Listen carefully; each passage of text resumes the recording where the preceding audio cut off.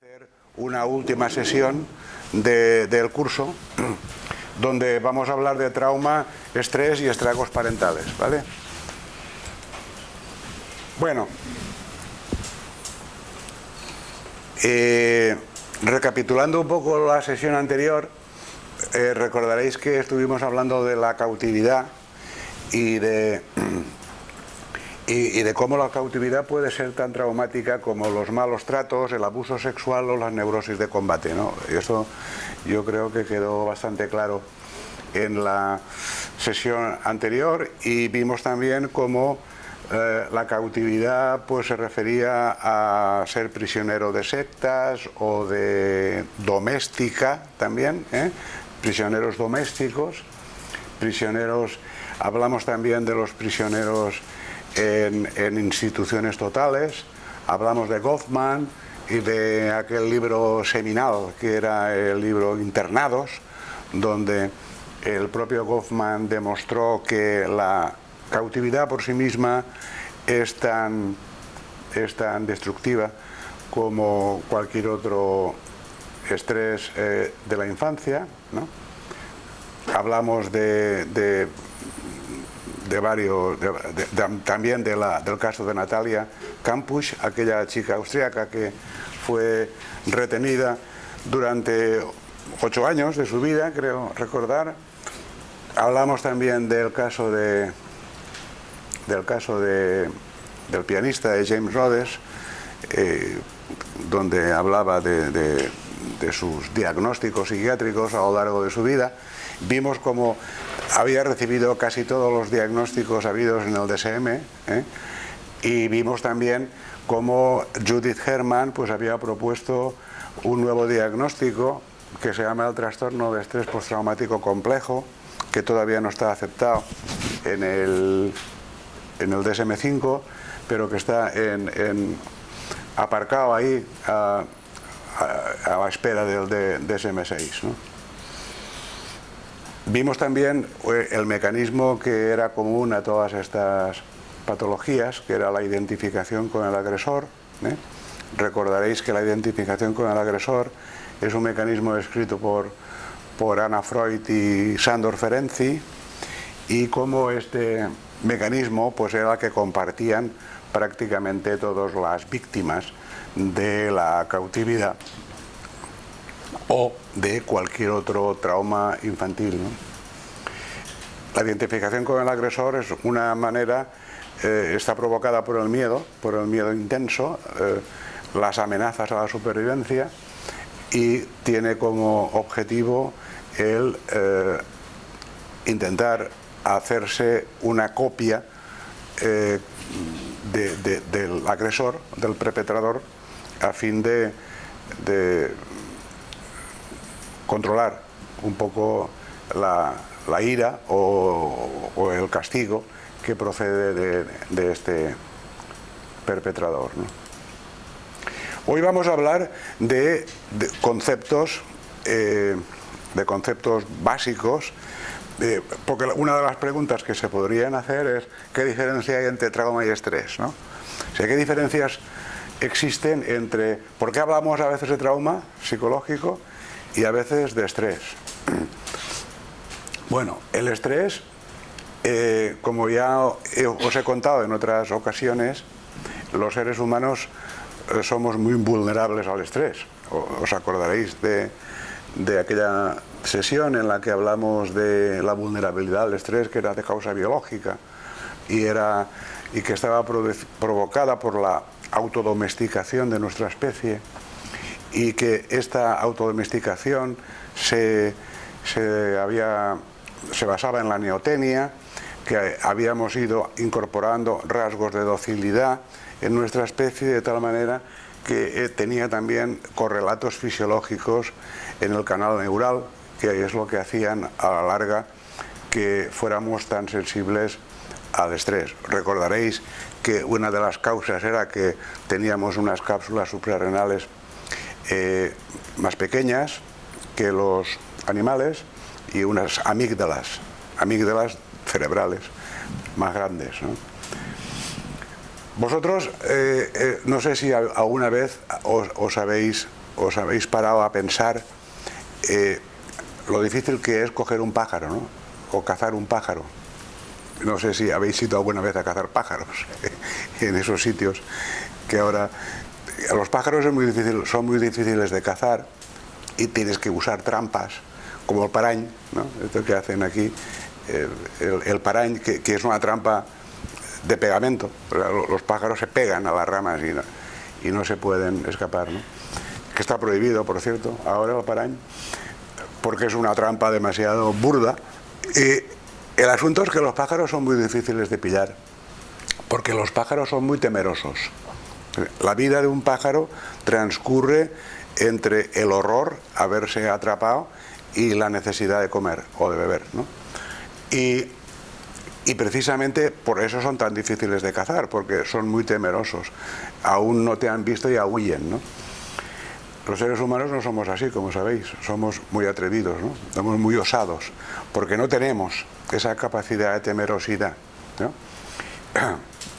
Digamos que la temerosidad se ha domesticado y en ese sentido somos muy vulnerables a los ataques, ¿no? Es decir, que todas estas razones hacen de nuestra especie que sea altamente vulnerable. La duración de nuestra infancia y la dependencia de nuestros progenitores, ¿no? Es decir, los seres humanos no maduramos antes de los 23 años. Antes de los 23 años, pues estamos, digamos, cociéndonos, ¿no? Estamos todavía aprendiendo y dependemos, en cierto modo, de nuestros progenitores y de las adversidades que puedan acaecer durante nuestra inmadurez cerebral, ¿no? Una de las cosas interesantes de nuestra especie es que nacemos muy inmaduros, ¿no? No hay ningún animal que sea tan inmaduro al nacer. Prácticamente los animales en pocas horas ya se ponen en pie y ya siguen a su madre por la sábana, ¿no? Los herbívoros. Es decir, nosotros somos muy dependientes de nuestros progenitores, de nuestros cuidadores, y les necesitamos, y por la misma razón que los necesitamos, somos muy vulnerables a su influencia, ¿no? Y es lógico, puesto que nuestro cerebro se forma en gran parte en contacto con el medio ambiente. Es decir, no nacemos hechos, ¿no? No venimos de serie ya cableados, sino que nos cableamos alrededor de nuestras experiencias en la infancia, ¿no? Y es por eso que todos somos diferentes, ¿no? Porque todos los que estamos aquí tenemos un cerebro muy parecido, ¿no?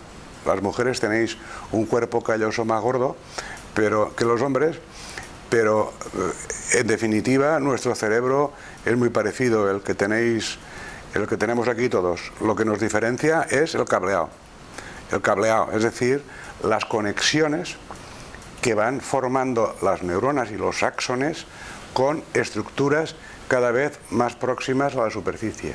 Es decir, el cableado comienza en el tallo cerebral, atraviesa el mesencéfalo, atraviesa el sistema límbico, se va al tálamo, que el tálamo es como una estación de término, como Valencia, ¿no?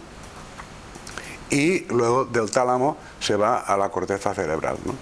Este proceso de axonización o de cableado, este proceso dura unos 20 años en los seres humanos, al mismo tiempo que sufrimos podas, ¿eh?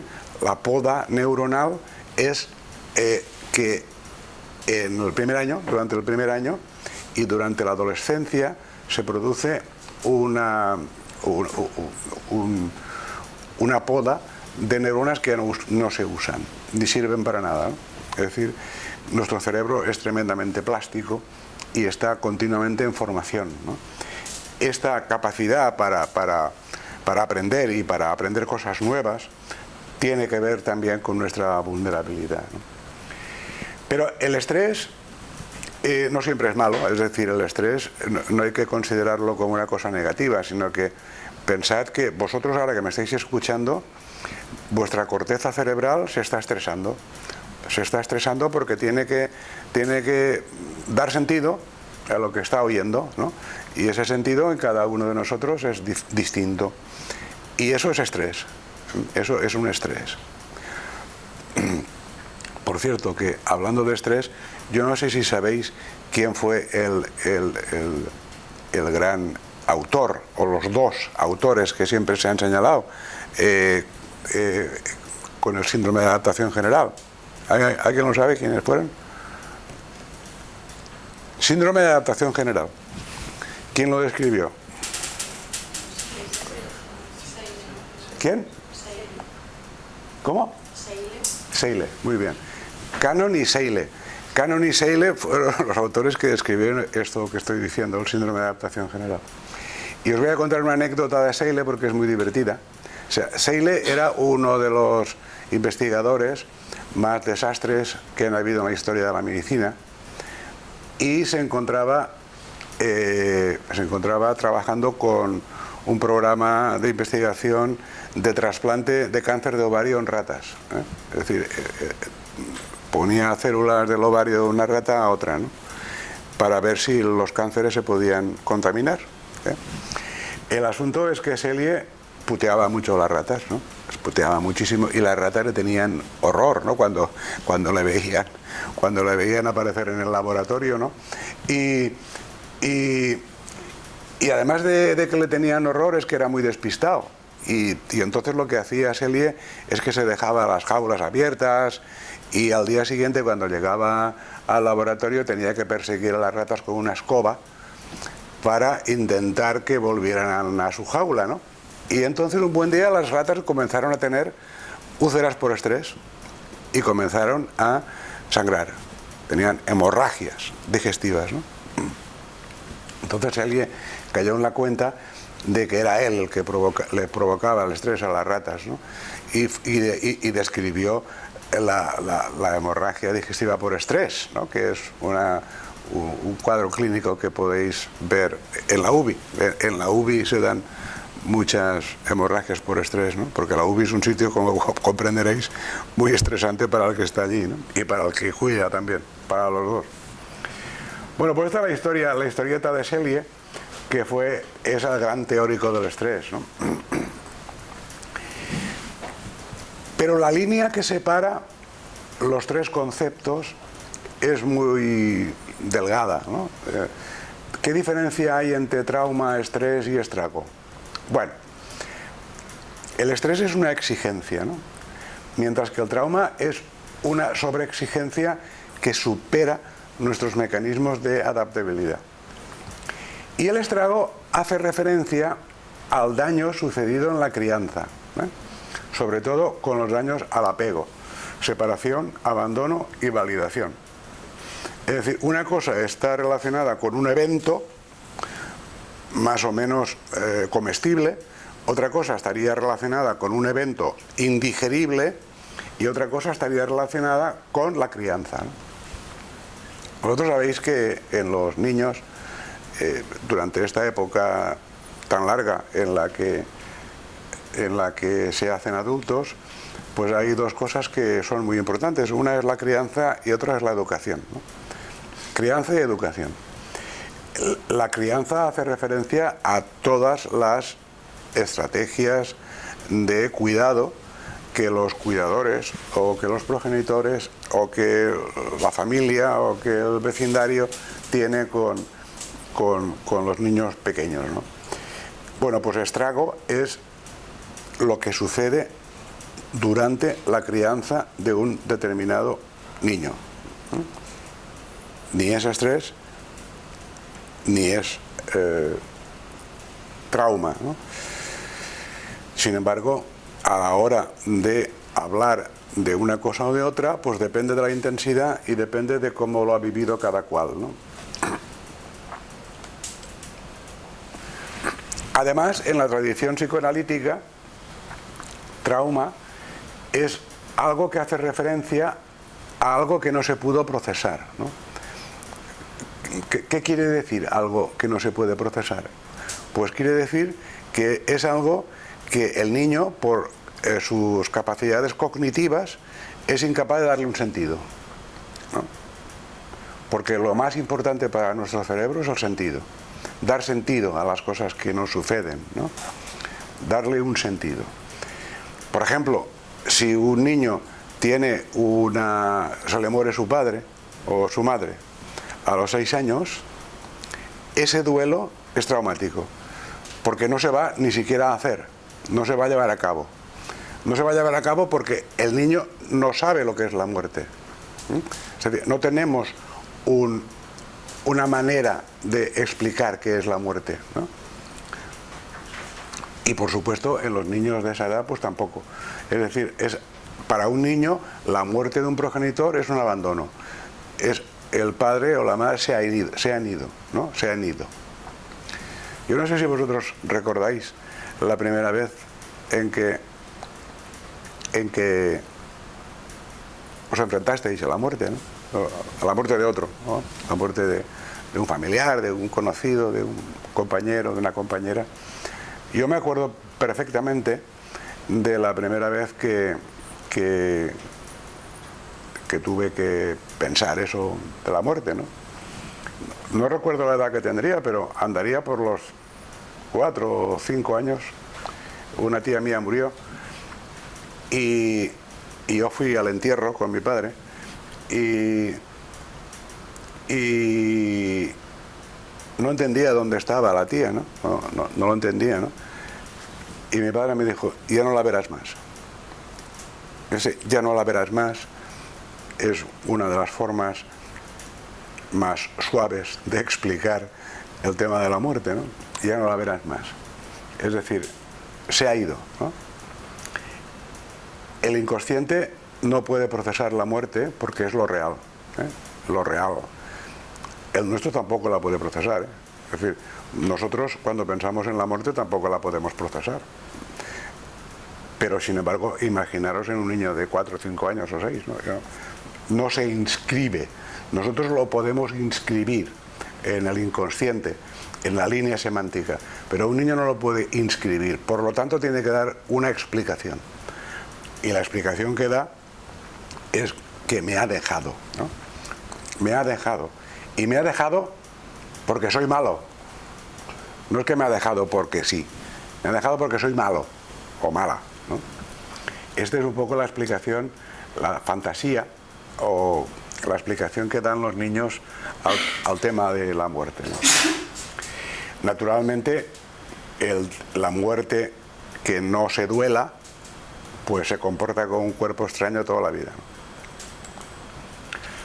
Bueno, ya este cuadro me parece que ya lo puse un día. Como veis, los traumas tienen 3 dimensiones. La dimensión único o repetitivo, ¿eh?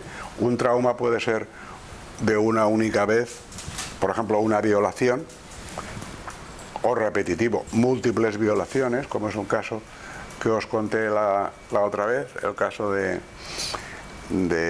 James Rhodes.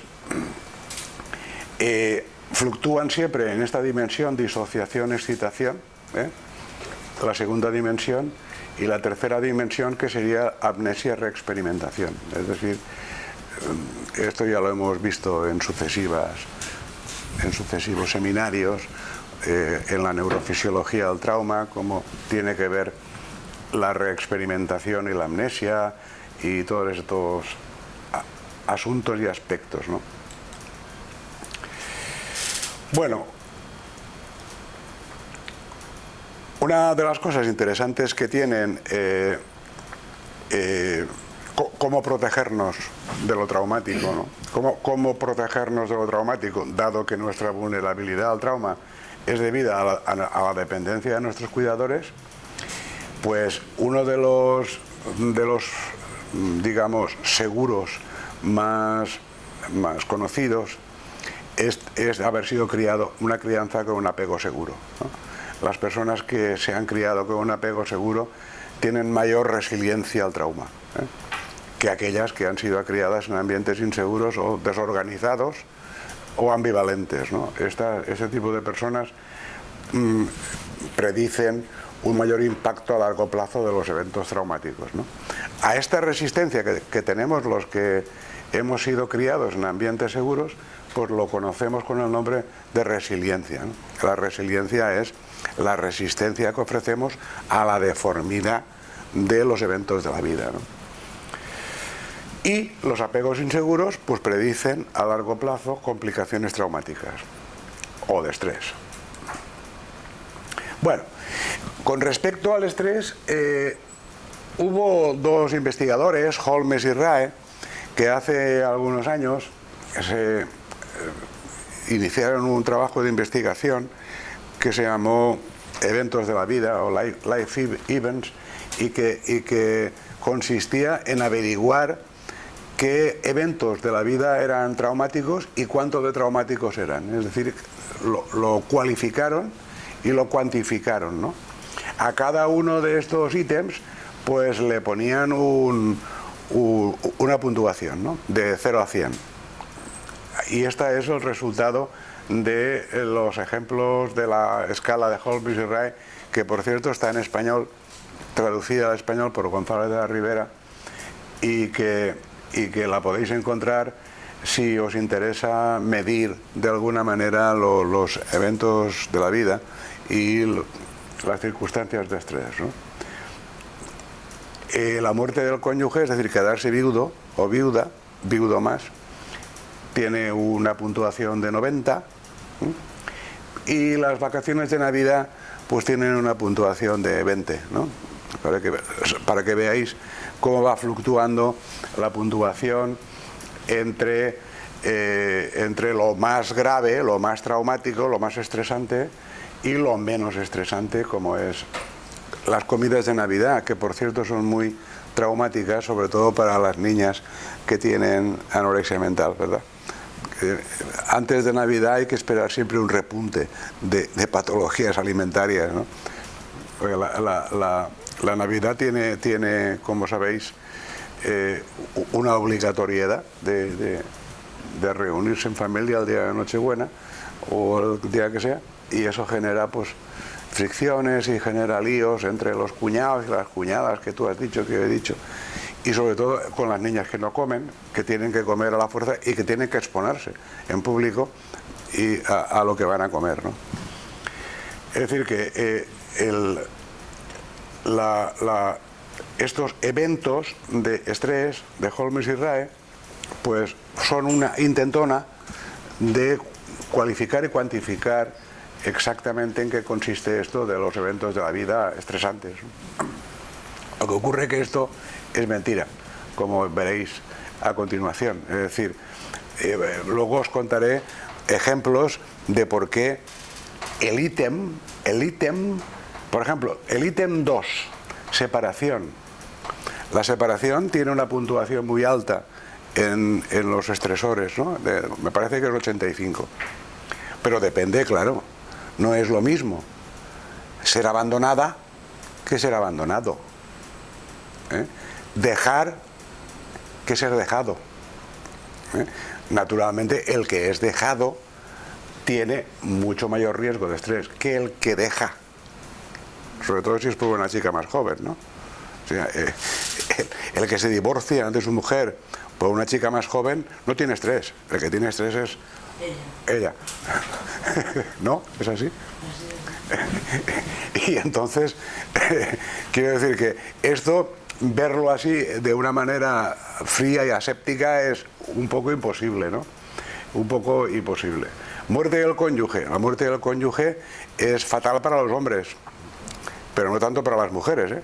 Las mujeres, el estado ideal es la viudedad, como sabéis.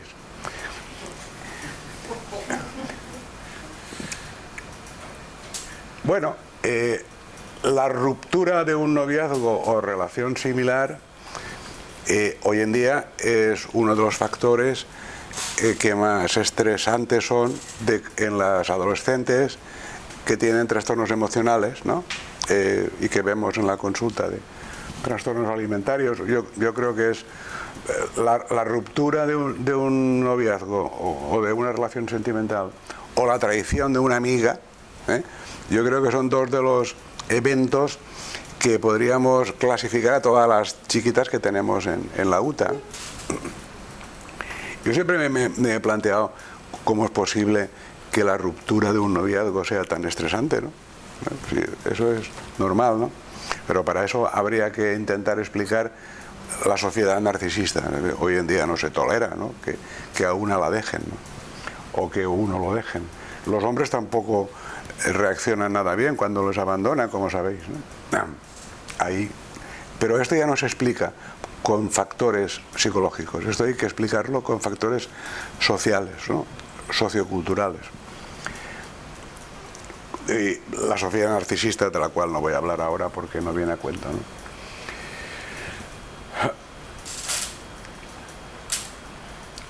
Bueno, naturalmente los estresores son distintos para los niños y para los adultos, ¿no? En los adultos, por ejemplo, pues estos son los estresores más importantes, ¿no? La muerte de un hijo. La muerte de un hijo probablemente es uno de los estresores más fuertes que hay. La muerte del cónyuge, la viudedad, sobre todo cuando afecta a los hombres. La enfermedad grave, que duda cabe, las enfermedades graves, los diagnósticos estos que se hacen así a lo bruto, pues también generan un gran shock. El encarcelamiento y el paro o despido, ¿no? El paro o despido es otro de los factores que hoy en día tienen más importancia para los adultos, ¿no? De hecho, pues prácticamente el 80% de las consultas que atendemos ambulatorias están relacionadas con problemas laborales, ¿no? Lo laboral y la familia son los dos grandes focos de estrés, ¿no? El mundo laboral y el mundo de la familia. Ahí está todo el bacalao. Todos los problemas vienen de ahí. Bueno, cuando digo laboral me refiero también a la escuela, ¿no? Porque la escuela, en los niños no trabajan, pero tienen la escuela como lugar de estrés, ¿no? Para los niños, pues aquí tenéis los estresores más conocidos: la muerte del padre, el divorcio de los padres, ¿no? El divorcio de los padres es otra de las constantes que vemos en la patología del infantil o adolescente. Y ya sabéis que los divorcios no son todos iguales, es decir, hay divorcios amistosos, por así decir, y divorcios que utilizan a los hijos como mecanismo de venganza, ¿no? Y evidentemente no es solamente el divorcio en sí, sino lo que cuelga de él, ¿no? La muerte de un amigo a esas edades, pues podéis imaginar que es muy traumática, porque por lo que antes os contaba. Y el encarcelamiento de un familiar.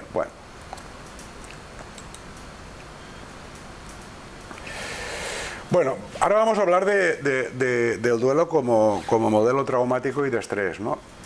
El duelo, y ahí os pongo una foto de un trabajo seminal, ¿no?, de Freud, que se llama Duelo y melancolía, que es la primera vez en la historia de la psiquiatría en la que a alguien se le ocurrió la idea de que la depresión y el duelo tenían algo que ver, ¿no? La pérdida, ¿no? El duelo, como sabéis, es un proceso adaptativo y normal, adaptativo y normal. Es decir, cuando alguien se muere, pues hay que adaptarse a esa pérdida, ¿no? Y hay que dar tiempo para que nuestros mapas cognitivos se acostumbren a la ausencia de un ser querido, ¿no? Sin embargo, en ocasiones hablamos de duelos traumáticos, ¿no?, a lo que se le llama en psicoanálisis el fantasma en la cripta, que luego os contaré un caso. El fantasma en la cripta quiere decir que el muerto no se entierra, sino que es escondido. El muerto se esconde, ¿no? Este mecanismo tiene mucho que ver con lo que Freud contó en Duelo y melancolía, y que él describió como la identificación con el muerto, ¿no? Es decir, el problema de la depresión melancólica para Freud sería que el individuo se identifica con el que se ha muerto y no lo deja de esta manera, lo incorpora y no lo deja ir, ¿no? No lo deja escapar, no lo deja morir.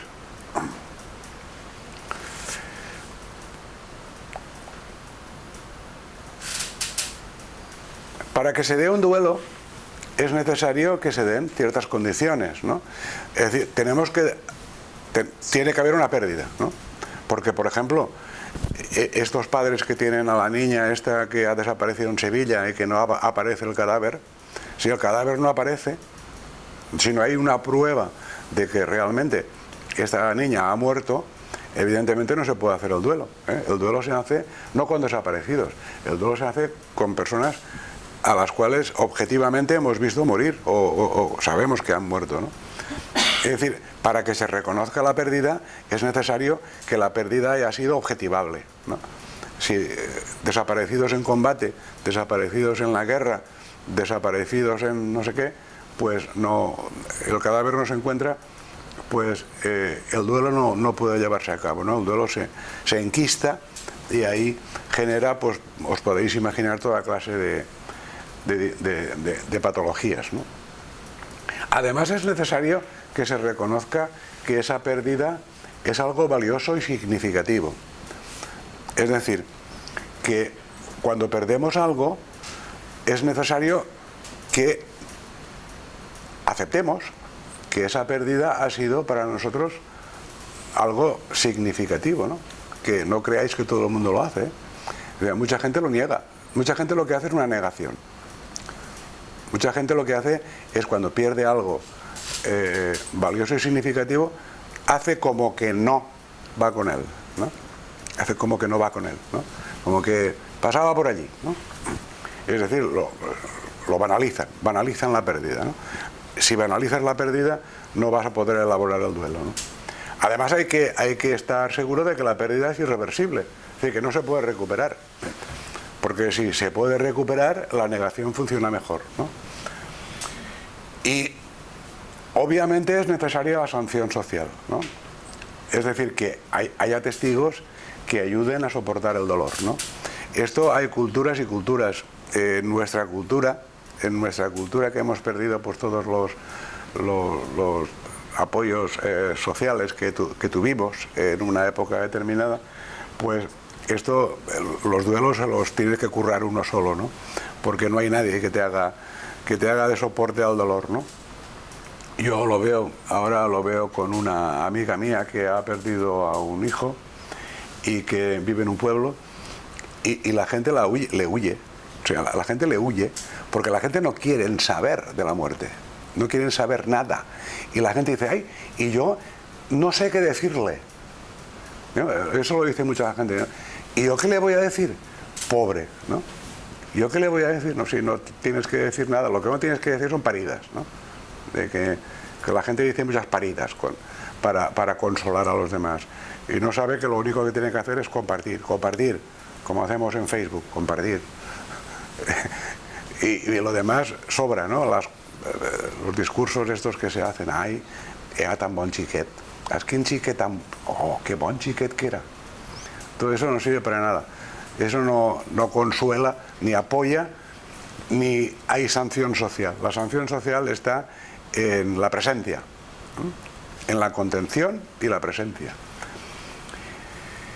En ciertas culturas, el otro día me contaba a mí Mijaela que en ciertas culturas el duelo se alarga 7 u 8 años, ¿no? Y hay comidas, ¿no? Todo el vecindario se une para hacer comidas, cenas, regalos y están siempre comiendo, ¿no? ¿Por qué creéis que la gente come en los entierros? A ver. ¿Qué tiene que ver el comer con los entierros? ¿Hay algún freudiano por aquí? ¿Algún freudiano? Para compensar la pérdida. Sí, pero ¿por qué comer? Sí, lleva nombre. Porque la identificación tiene un mecanismo primitivo que se llama incorporación. Incorporar quiere decir comerse al muerto. La identificación, cuando hablamos, se identificó con el muerto. ¿Qué quiere decir? Que se lo ha comido. Se lo ha comido, metafóricamente, claro. Se lo ha comido. Entonces, los banquetes de los entierros tienen que ver con esta compensación de comer algo que nos quite al muerto de encima, ¿no? No necesitamos comernos al muerto, puesto que nos comemos los pasteles, ¿no? Es decir, esto de comer